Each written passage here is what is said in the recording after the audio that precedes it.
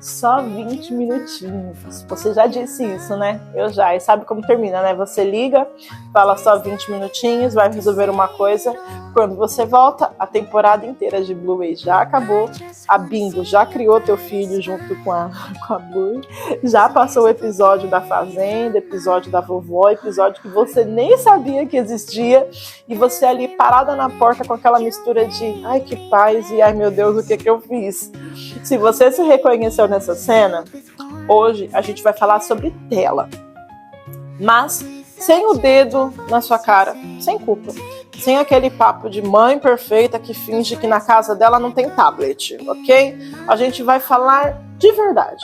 Esse é o 4º vídeo da série Júlio Possível. E esse vídeo, a tela, talvez seja o que mais gera culpa em Júlio.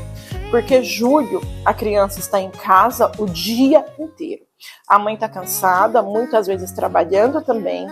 E a gente já falou disso. No vídeo passado, a tela acaba sendo, às vezes, um respiro possível.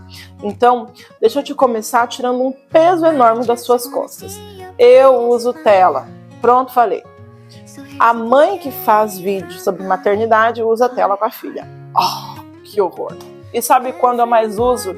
Exatamente nos momentos em que eu mais preciso e menos consigo dar conta. Quando eu tenho uma reunião, quando eu preciso sozinha ali sem a Helena tá pendurada na minha perna, eu preciso resolver alguma coisa. Quando eu simplesmente cheguei no meu limite, preciso de 15 minutinhos de silêncio para não explodir. E sabe o que vinha sempre depois que eu ligava a tela? A culpa. Eu desligava a TV e já vinha aquele veneninho, tipo, você é preguiçosa. Outras mães fazem atividades e você só larga tua filha na tela. Eu me senti péssima por muitas vezes. Tinha salvado meu dia a tela. E eu, afim.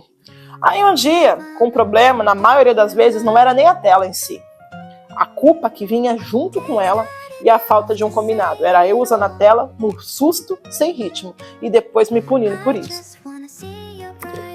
A tela tinha virado, de fato, o 3º adulto em casa no mês de julho. E eu nem tinha contratado ela, ó que legal. Então a primeira coisa que eu preciso te dizer é: pare de usar a tela como teste de caráter. Ai, Aline, como assim? A gente transformou a tela num medidor de moral materna. Mãe boa não usa tela. Mãe que usa tela é relaxada. Isso é mentira. E é uma mentira que a gente mesmo cria e vai adoecendo a gente. Eu gosto de pensar na tela como açúcar. Açúcar é o inimigo absoluto? Não. Uma criança que come um docinho não está condenada. Mas a criança que come açúcar o dia inteiro, sem comida de verdade, sem limite, sem contexto, aí ela vai ter problema de saúde. A questão nunca foi o açúcar, e sim o tempo, a quantidade, o contexto. Com a tela é igualzinho.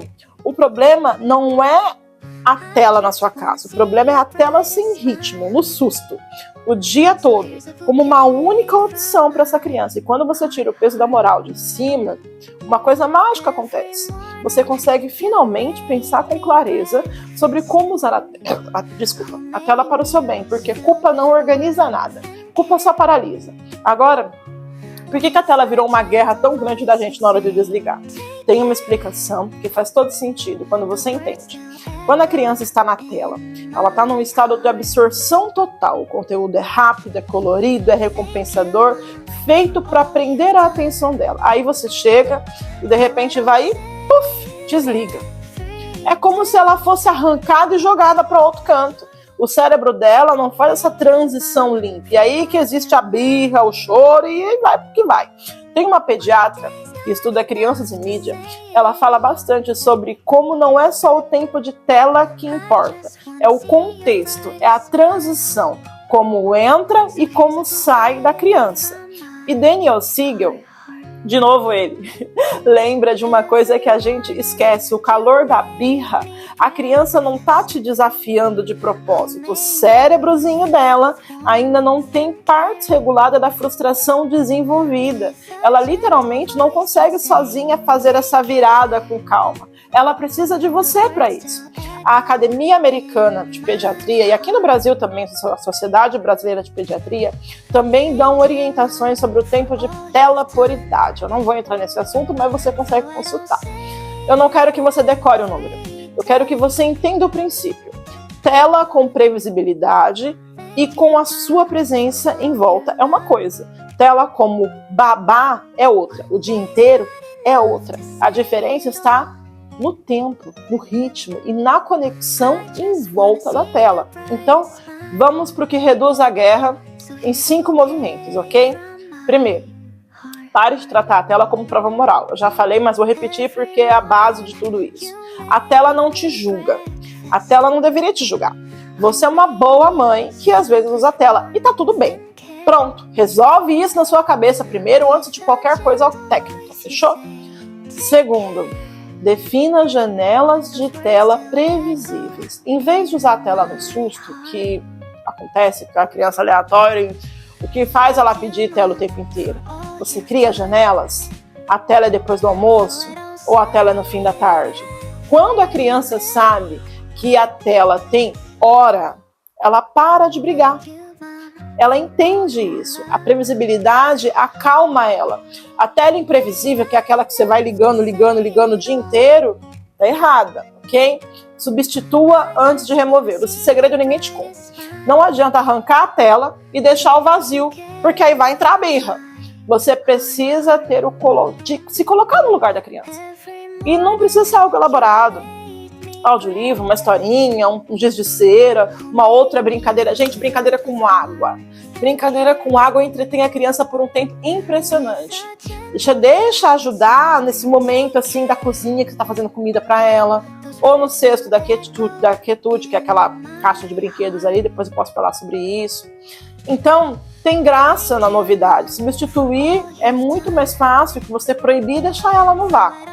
Quarto, crie rituais de transição. Lembra que eu falei que desligar de repente faz mal? Então não desliga a TV de repente. Avisa antes. Mais 2 minutos a gente desliga. Usa o timer, igual eu falei no outro vídeo. Eu sempre uso muito a Alexa dentro de casa com a Helena. Então assim, a gente vai fazendo um lanche juntas. Mamãe vai desligar a tela agora. A criança aceita muito melhor o fim quando existe um começo de uma outra coisa esperando por ela. Quinto, esse é o mais bonito.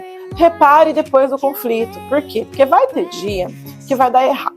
Vai ter dia que vai ter birra, vai ter dia que vai ter paciência, ela vai gritar com você, vai fazer birra e tudo bem, você é humana, criança também. O que importa não é errar, é o que vem depois. Chega perto, abraça. A gente brigou por causa da TV, né, filha?